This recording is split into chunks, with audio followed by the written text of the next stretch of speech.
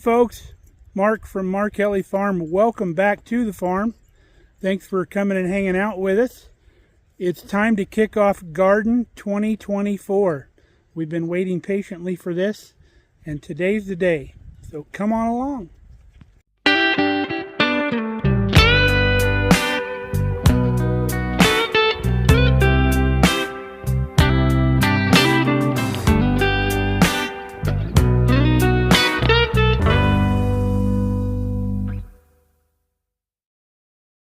For those of you that have been following along with us, remember our last project out here in the garden, we buried our supply hoses to the drip lines. That's all evened out real nice here. So we've got some squash plants that we need to get out of the greenhouse because they're getting too big for their britches in there. So we've decided that we're going to put them in this row right here. So I need to go through, we'll start pulling this drip hose off, laying it on top, and then we'll remulch the row here. We only mulch right where we plant the walk paths. We do not mulch. So you'll notice we've got some weeds starting to come up out here. Not too bad, it's been too wet to get out here. But very little weeds on our actual row. So I'm going to get a hoe and we'll take care of those real quick on this row, and then we'll move on.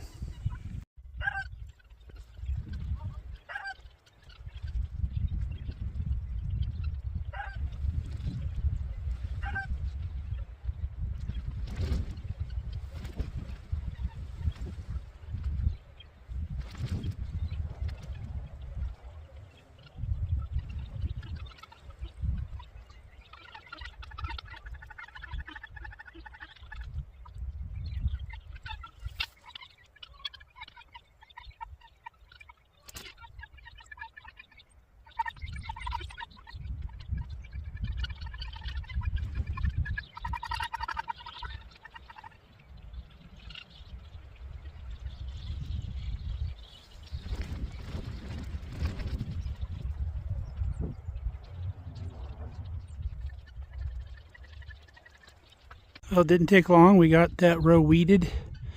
The mulch does a real good job, even in the winter, keeping the weeds from coming up. And I wanted to show you, look at this beautiful soil that we have right here. That's prime planting soil. And that's the mulch that broke down over the winter from last year.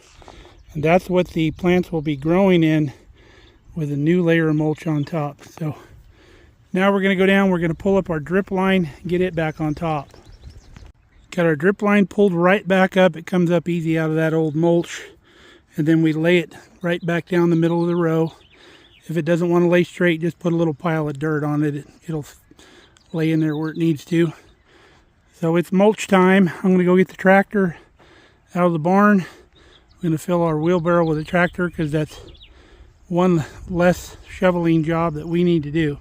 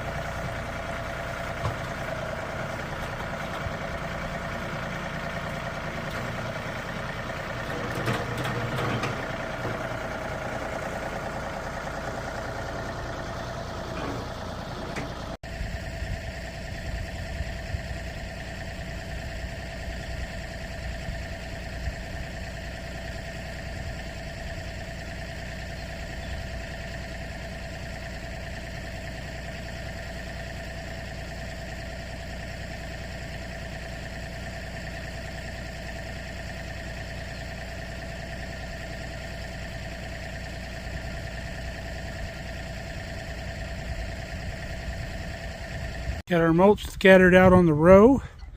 Took about 5 wheelbarrows full. So now we're going to go get our rock rake and we'll move our mulch around, flatten it out, even it out on the row.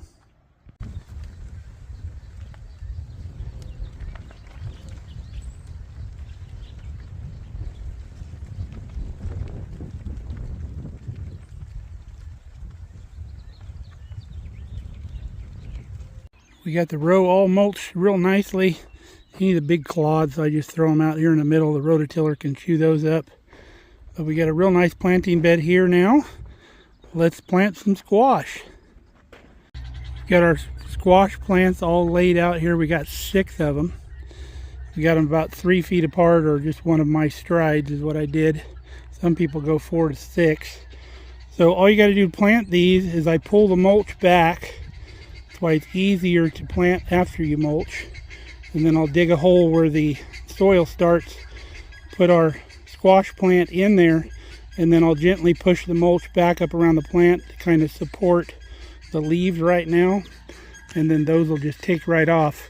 I've got a couple cups that got like a 2-for-1 in them, but I'll just clip off the extra ones because we don't need 2 plants in one hole. Got them all planted down the row here. Now we're going to give each one of them a little shot of water right in their root zone. That way, if the dirt we just put them in is a little bit drier than the dirt they were planted in, they won't be quite as shocked. And then it also helps that we have kind of a cloudy day today, so the sun isn't crazy. We don't have a super hot day. Whenever you have a real hot day, I always plant in the evening. That way the plants can have overnight to kind of settle in before you get the heat of the next day. Guineas are making all kinds of racket like usual. This little planting bench here is a real back saver. I really love it. Kelly got it for, I believe, my birthday one year, or Christmas. It really saves your back. It gives you handles to get up when you're down on your knees. It's a little padded area for your knees. I absolutely love it. Will you girls lighten up? Jeez Louise. If you ever think you want guineas. So the next thing I've done, I've shut all the other rows off in the garden, leaving just this row on. It's a nice thing about having a modular system. And then I've also got the fruit trees and the chicken coop and all that on as well, so we don't build too much pressure and they could probably use the moisture. So we're going to lock this baby up. If you're interested in the hoe I was using, this is a custom made hoe that I made. Just go buy a regular hoe or get an old hoe head like I did, and then cut the wings off of it and then make a little notch in it. Very good for weeding around plants. Really love this thing. But we'll go get the tractor and close up the garden because we don't want Ruby in here no more. She just doesn't know when she's just trampling over stuff. She doesn't know any better. So time to start locking the dogs out of the garden. That and the guineas would probably love to get in there and chew on my brand new little tender seedlings. Here's the rest of the stuff in the greenhouse. I took those 2 extra zucchini plants out of those cups, and they had a little bit of roots on them, so I just put them in new cups and watered them real well. If those survive, they'll be backup plants for the one in the garden. Our watermelons and cantaloupe aren't quite big enough to go out yet, so we're going to wait on those. And then our collards are doing good. Celery's coming up nicely. Cabbages, broccoli, tomatoes. I got rid of already 2 whole flats of the little 6-packs of tomatoes. We weeded the driveway yesterday with the 3-point hoe we made. It was ready. You can see how well that works. The driveway looks really nice. Kelly's got her old nest box and our junk jaunt chicken. They're mounted to the front of the coop here. She's going to decorate in there with some stuff. She'll be sharing that project with you on the Facebook page. Got a surprise the other day. We had planted a tangerine sky climbing rose here. It's a beautiful rose. and we want to kind of have it climb up the Windmill Tower here. And we thought it was dead because this is the second rose we put in here because the first one died. But we were happy to see that there's some new shoots coming up off the roots down there.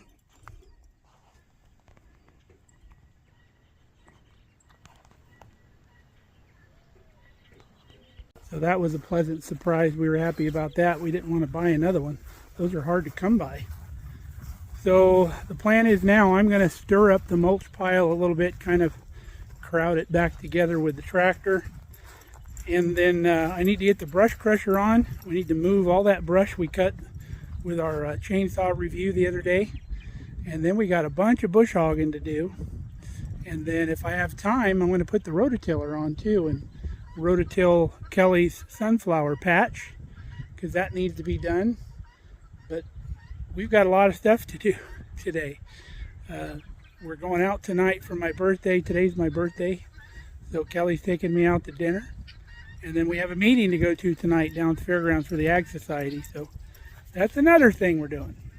If you remember our little experiment with the weed burner out here in the asparagus patch, not so much. Kind of a fail. We show you the successes and the failures here. But our asparagus is sure coming up. Lots of that. Kelly picked a big mess of it last night, and probably tomorrow there'll be another bunch we need to pick that's coming up all through here.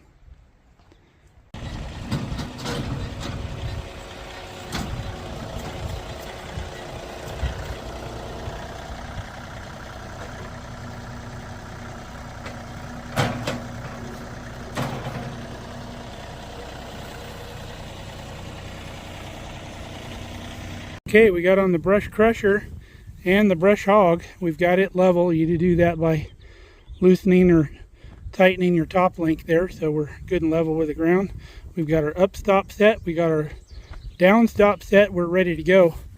So we got to get over here, grab all these brush piles that we made the other day, and then we're going to move them all over here to the burn pile. So what we'll probably do is we'll brush hog a line, a couple lines below it, so it's easier to get out all that stuff, and then we'll get to moving brush.